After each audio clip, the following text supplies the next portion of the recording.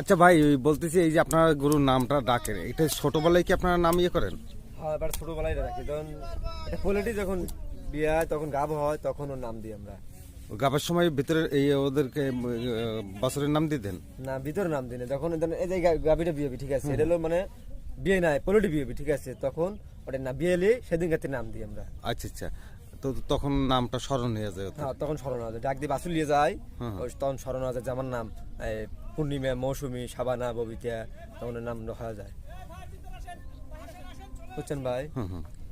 তো আপনাদের এই খামারটা তো অনেক বড় একটা খামার। অনেক বড়, আরো গরু মানে ছিল। কতগুলো গরু আছে? এখন বাসুর মসজিদে 200-র কাছাকাছি আছে। 200 আছে, বাছুর আর ইয়ে দিয়ে। হ্যাঁ, আগে গেছিল 400-র মতো আসলে এই খামারে। আচ্ছা আচ্ছা আচ্ছা। বেশি কমানো হয়েছে। ও, খাবার কি দেন?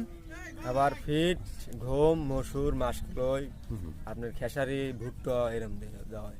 ও, এই এই এই গরুগুলা সবচেয়ে ভালো মানে যে গরুটা, তার দাম কিরকম আসতে পারে? তাও তো 3 লাখের কাছে যাবে। 3 লাখের কাছে না?